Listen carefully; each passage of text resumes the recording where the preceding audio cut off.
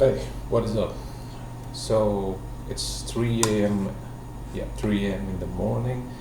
Pretty quiet out here, except my fan besides me. And I thought, it's quite an interesting time to talk about the new book that Blizzard will be releasing for the next patch, Shadowlands.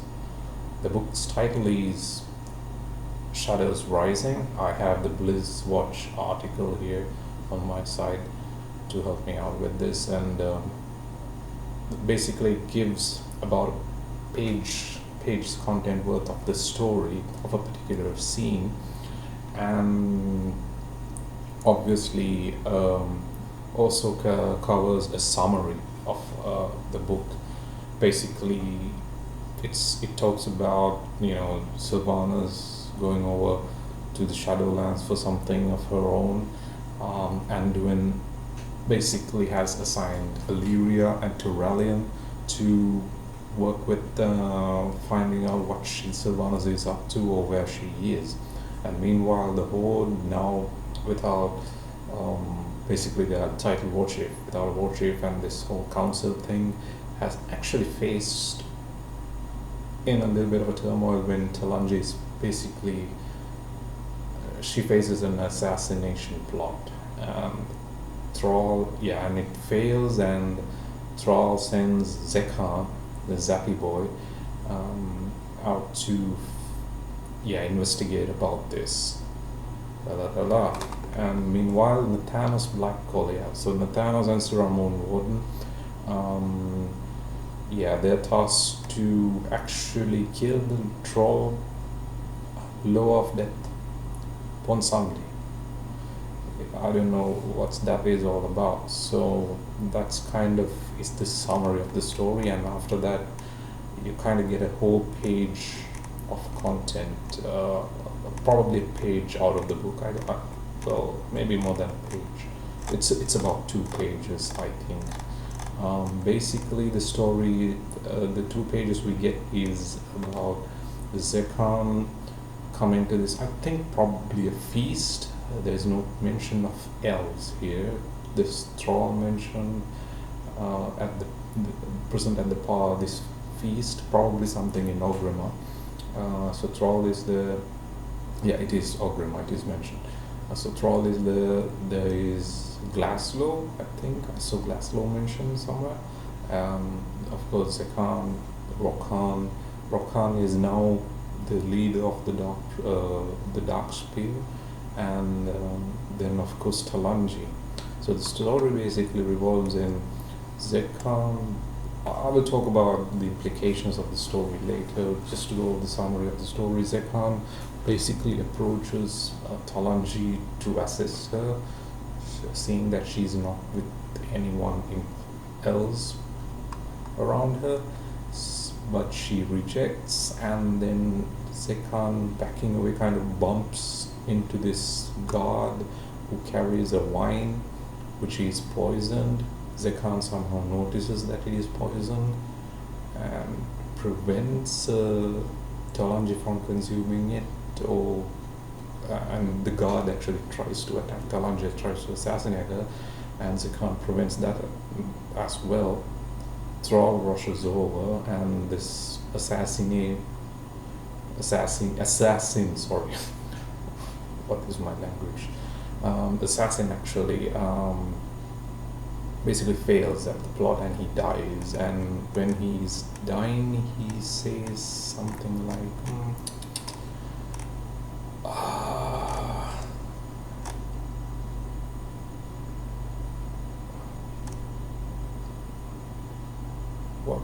she will know our bite, right? So but he dies obviously, and then Talanji actually leaves. Her character is a little bit icy in this 2-page excerpt. People have actually compared her basically being the Jaina, and if she will continue being so in Shadowlands. And of course, some people have complained that this is complete 180 for her character during BFA.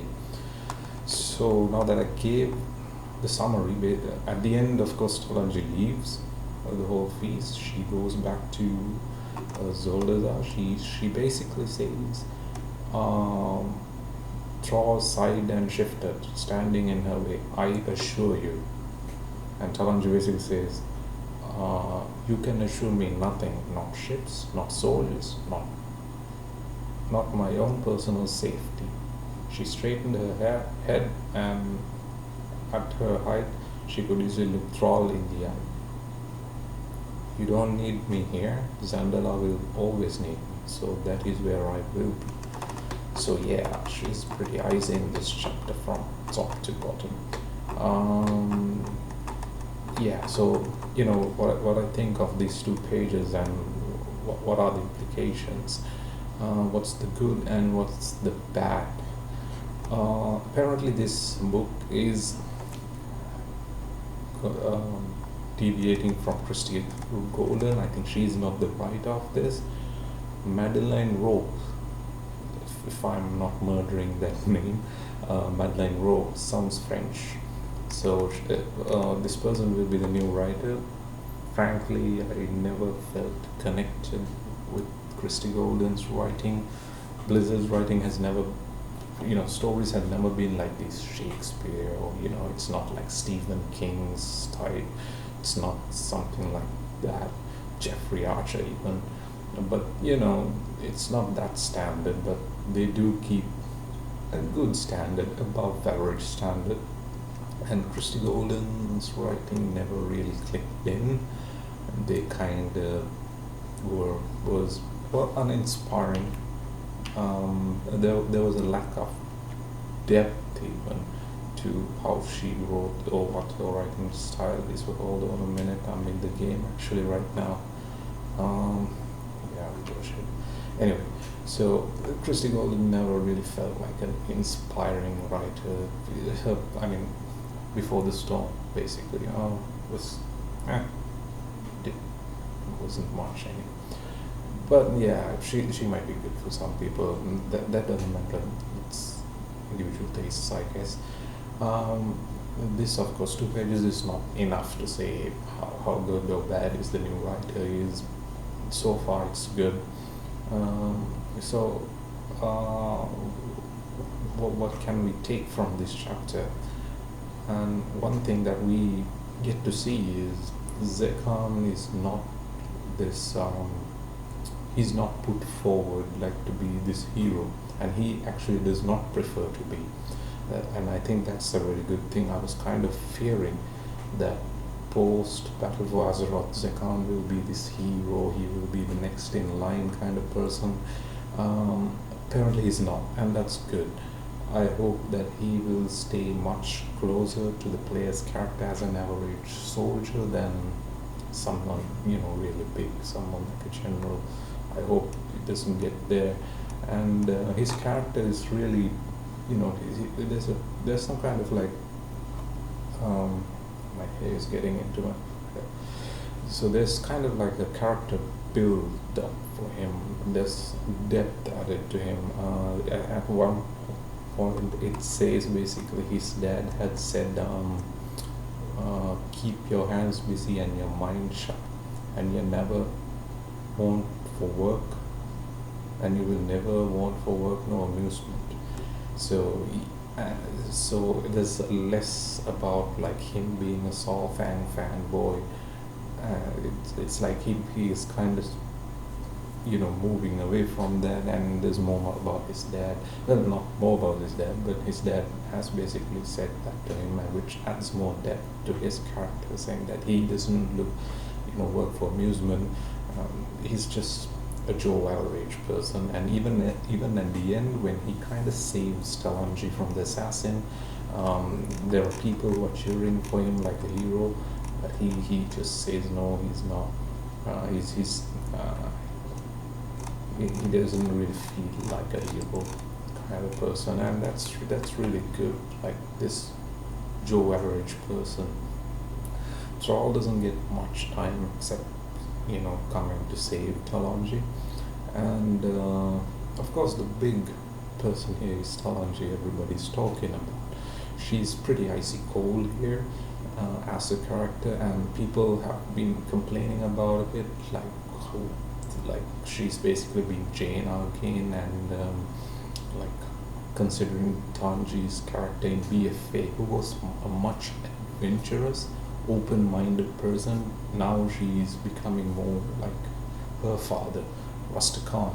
So what's with that? Why are things going that way? This is not her character.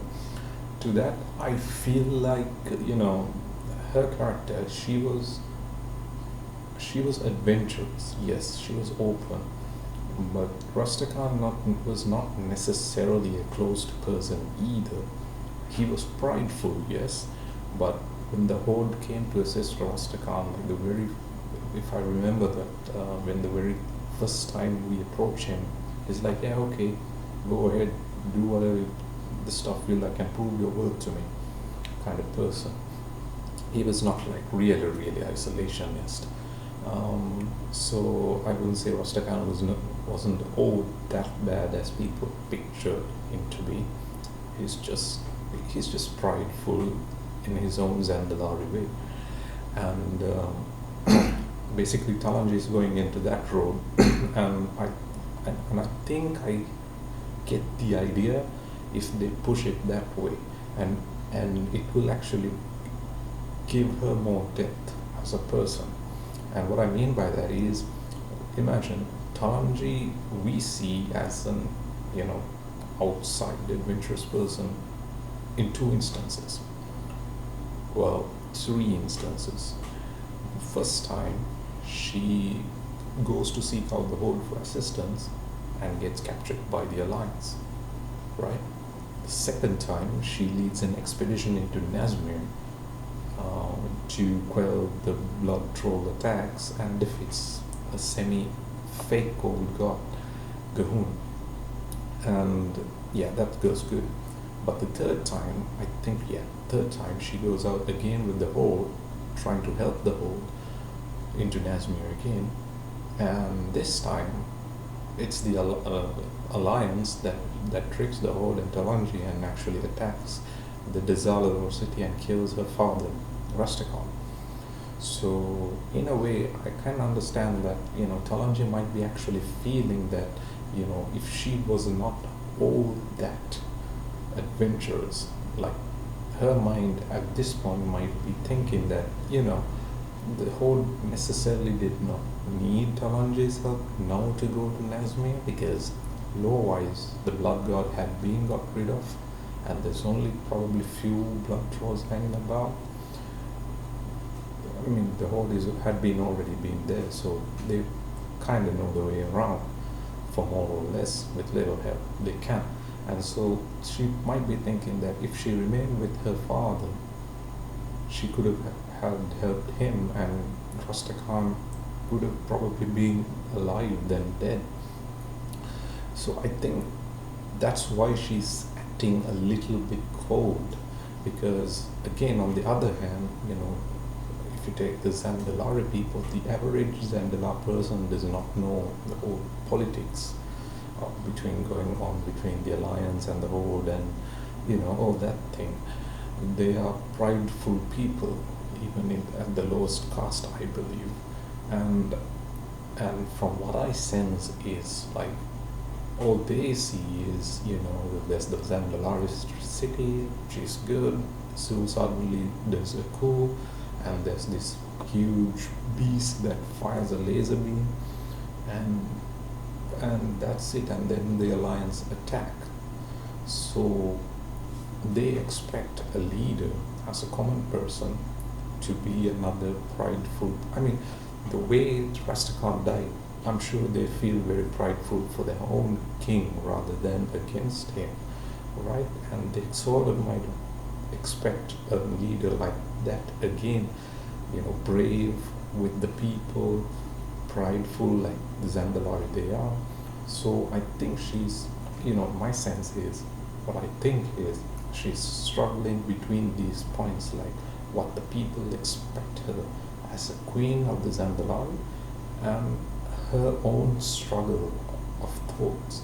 Yes, it's kind of like Jaina, because Jaina had been also been like think, thinking like, she could have saved her father.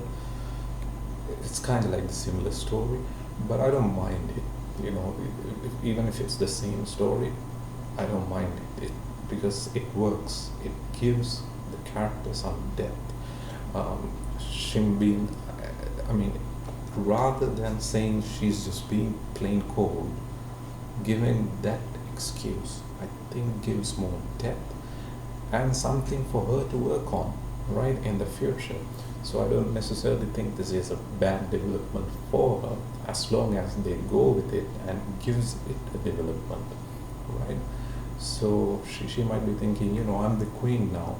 So, and it's basically said at the end, like, where. Zendala will always need me, so that is where I will be. So, she has that duty to fulfill as a queen to her own nation.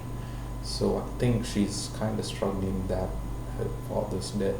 So she's now in this mind of closing herself a little bit, right? She's basically no Jane, right? She's not Jaina. She has not come to contact with Jaina in any way to know. And the last thing we know of Talanji is when Battle of Desolado happened. That's the very end. After that, there's no Talanji. 8.2 is not Talanji. She's nowhere there. And then 8.3, the Zord's assault again. Zandala didn't somehow get attacked by the Nazot. So yeah, so she might be thinking like that. That might have been her thought. Like, okay, I need to step up to Zandala. My duty is here, right? And of course, a botched assassination attempt at Ogrim itself. Yeah, she doesn't really could go well either. Although the assassin is basically a Zandalari himself, so that's, I don't know. You could put an argument there, like there's a reason for her to stick with the whole very strongly, but I don't know. She might be even thinking we could sort this out. The Hawk really can't assure me my protection even. So yeah, I think that kind of justifies Talanji's character at this moment, at least, and this content, what we're given. So Zakan, Thrall, Talanji, there's a little bit of Laszlo where he's dancing, not sure. So yeah, people forget about that guy, the Goblin Chief. What's his name? Okay, I forgot him. He's gone too. I don't know what he's up to. So yeah, he's out there somewhere. And there's a mention about this the royal wedding. Not a wedding, the royal relationship between the first Arcanist and Lothama, basically. I hope they don't cheese it too much. I mean, it's good that it is there. At the same time, if they kind of cheese it too much, it might get too cheesy, too bubbly, and too boring. So I hope they kind of keep the right amount. They kind of have to work the right amount with that. I definitely don't expect a royal wedding in Shadowlands. I hope they kind of keep it somewhere around 10, 10.x or 11.x even. I don't mind that. Yeah, this is what we get basically from the 2-page excerpt. This is all she kind of leaves, and that's it. About the other details that we are getting from the summary, so yeah, Sylvanas on Shadowlands, so yeah, we know that. Anduin entrusts Illyria and Turalian to go after her, which is okay, fine, yeah. And then what else?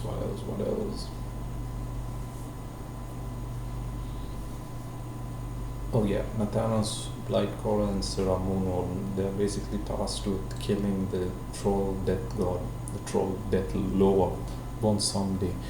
I'm glad Sarah is getting some exposure, it seems like, and it's good. I hope they kind of add something and depth to her character than just being, life-hating ex-warden zombie kind of thing.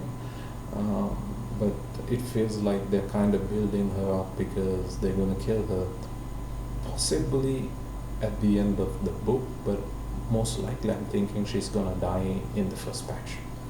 That's for sure. Sarah is going to die in the first patch itself. And that feels so obvious.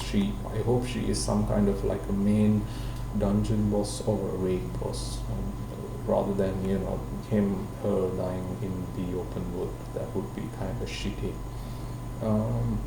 But this is kind of like weird for me. Like, why does Sylvanas need to kill Bonsandi?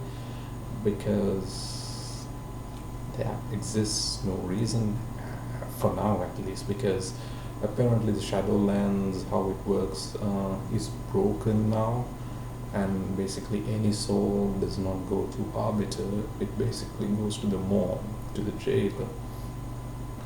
So if that is the case, then any soul that Bonsandi guides should basically go to the jailer as well in the Maw.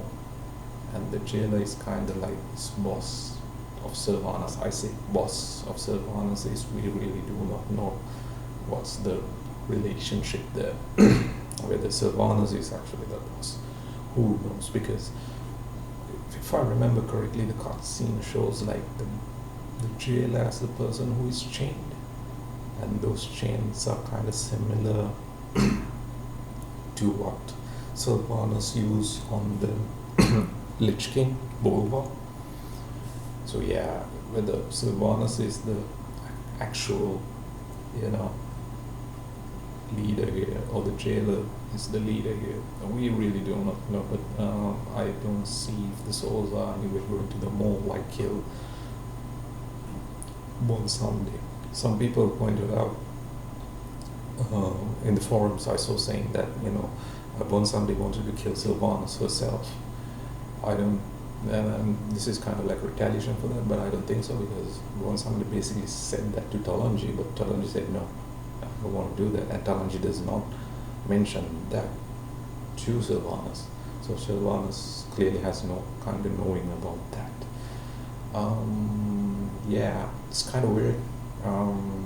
If you know the reason, please mention, but I can't quite figure out why Sylvanas wants somebody dead. It's kind of like, considering what Sylvanas is dealing with, Bonsandi feels like a lower level person now, right? So, I don't know, like some people said to remove future complications, but I don't again see how Bonsandi could be a future complication, considering he's a lower step. Possibly a reason also why Talanji is trying to get assassinated. I mean, well, she's not trying to get assassinated, but the assassin probably was Sylvanas' side. I'm not entirely sure. It could be, the Zandala cult that's against her. But at the same time, Talanji's law is Bonsandi. So if Talanji were to die, I don't know if it affects Bonsandi as well. Yeah, I'm not sure about that. I mean, if Bonsandi died, Talanji would lose the powers she gained from Bonsandi. Does it work the other way around, vice versa? If Talanji dies, is Bonsandi punished for that? Could be, not sure. If that's the case, yeah, I mean, basically the assassin says he only says she will know our right. It's not giving anything. It looks like some kind of faction that is against Talanji within Zandala, but who knows? The ultimate hand behind them even could be Sylvanas. So yeah. So Nathanos and Sarah going after Bonsandi, something to look forward to. Apparently, Sekan and Talanji is supposed to work to save Bonsangri. As Sekan and Talanji work to save Bonsangri, their journey will be a key turning point in bolstering the Horde against the coming darkness and finding themselves along the way. Fair to say, their lies and the trickster god will surely doom the Horde, but through success they may rediscover what makes the Horde strong. So this is kind of like, I feel like this is kind of like a chapter where they kind of bring Talanji up, you know. Again, as I said, she goes into this isolationist mode, trying to be the queen for her people, and then bouncing back to the reality, what makes the Horde. And Zakan is obviously a very great character that is, you know, put along with her, because he's just an average Joe who really likes the Horde, to be part of the Horde and what it means to be the Horde. So yeah, he seems like the ideal person to go along with Talanji and help her find her way. Probably explain her, because he was, you know, even with Sofan, he probably saw a lot as a young kid. So yeah, that's all here. There it is. I hope this book comes really well. It's a new writer.